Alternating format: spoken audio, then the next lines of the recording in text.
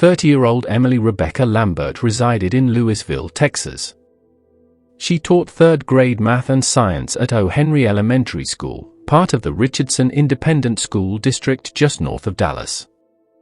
The 2013 to 2014 school year was her very first as a classroom instructor, and by every account she had taken to it completely and immediately, pouring herself into her students with a devotion that left an impression on every parent, colleague and child who encountered her. Her principal, Glenda Howell, described her staff as broken up at the news of what had happened to her. One parent, Monica Alford, whose son was among Emily's students, had exchanged texts with Emily the Friday before her death in which Emily wrote that she loved seeing him smile every day and that she desired to do all she could to help him be successful. That was the kind of teacher Emily Lambert was. Emily stood 5 feet 6 inches tall with long blonde hair and a large tattoo of an owl across her back. She was warm and magnetic. Her best friend since childhood, Angie Good, would later describe her smile as infectious, something that would just draw you in. The two had been inseparable since Angie was 13 and Emily was 12, and their bond had never broken. Emily was also, by all accounts, a devoted and present mother to her 2 daughters, aged 4 and 5 at the time of her death. In September of 2013, Emily had finalized her divorce from her husband Donovan Lambert, and the pair had, remarkably, remained on genuinely good terms following the separation, even choosing to reside down the same street from one another in Louisville so that both of them could remain close to their daughters. Emily's family had already endured considerable grief before this. Her brother Daniel had been killed in a motor vehicle collision 4.5 years prior, leaving her parents to carry that loss alongside everything else that followed. In December of 2013, Emily commenced a relationship with a 33-year-old man from Euless, Texas named Robert Glenn Early. The pair had been dating for only a matter of months. Early was employed as an oil field worker and was on a work assignment in Carlsbad, New Mexico in late February of 2014. Emily agreed to travel out to visit him for the weekend. On Saturday, March 1, 2014, Emily Lambert and Robert Early checked into the Stevens Best Western Inn in Carlsbad, New Mexico. That evening the pair proceeded to the Blue Cactus Lounge, the bar attached to the motel. Emily's parents spoke with her by telephone in the hours before her disappearance, and she indicated she was having a good time. At around 11:30 that night, Emily Lambert was observed departing the Blue Cactus Lounge. She would not be seen alive again. The following morning, Sunday, March 2nd, Robert Early contacted the Carlsbad Police Department and reported Emily missing. The account he provided to officers was that the two had departed the bar together and returned to their motel room where they had argued, and that Emily, in her anger, had stormed out of the room alone. He told police she had not returned by morning and that she had departed without her wallet and without her cell phone. He described her appearance in detail and the report was filed. Early himself had also placed calls to Emily's family and friends to inform them she had not returned. A man who had filed the missing persons report and was alerting her loved ones was, on the surface, a man with nothing to conceal.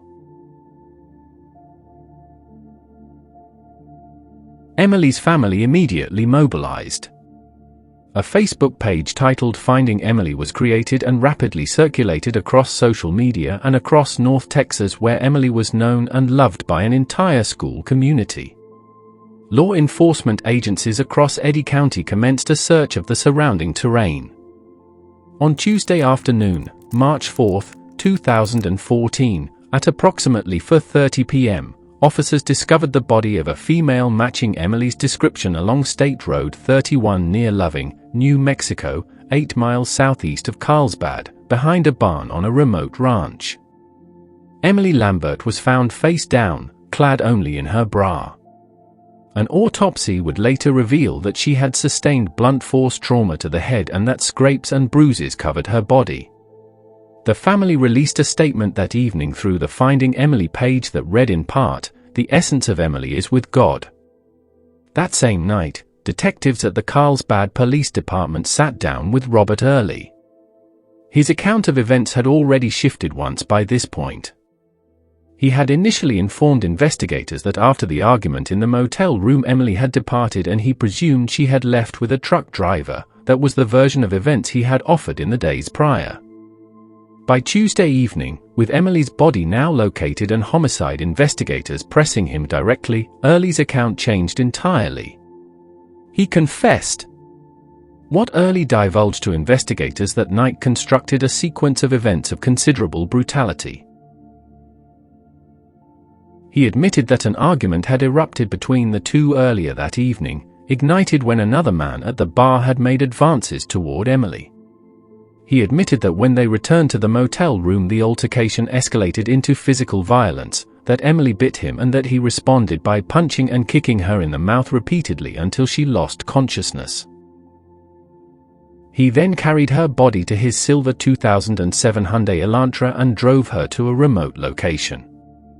When Emily regained consciousness and attempted to resist him, Early struck her multiple times across the head with an air pump.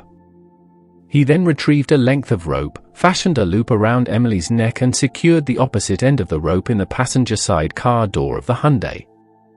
He then positioned himself behind the wheel and dragged Emily Lambert's body to the location behind the barn where officers would discover her 2 days later.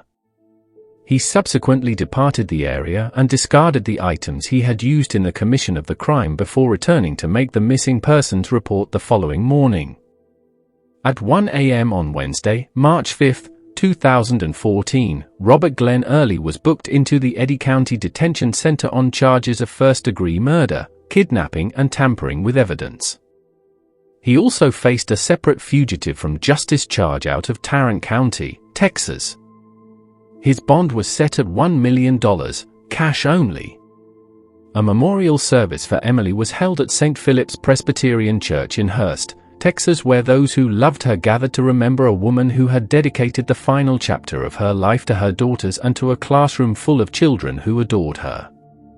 O. Henry Elementary deployed grief counselors to assist Emily's students in processing what had transpired. Her ex-husband Donovan, who had remained her friend and her co-parent, described her publicly as a wonderful mother and a devoted teacher. In April of 2015, Robert Glenn Early proceeded to trial in Carlsbad, New Mexico.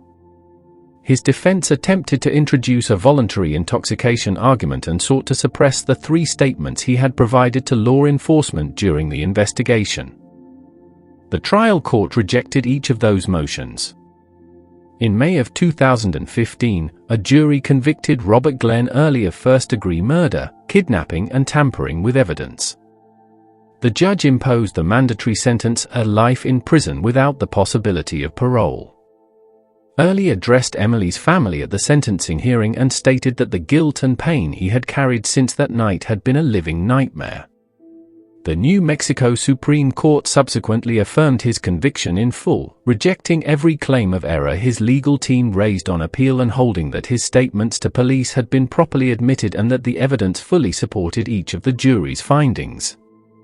Robert Glenn Early currently remains incarcerated at the Lee County Correctional Facility in Hobbs, New Mexico. Emily Rebecca Lambert is survived by her 2 daughters, who were 4 and 5 years old when their mother was taken from them. She was 30 years old.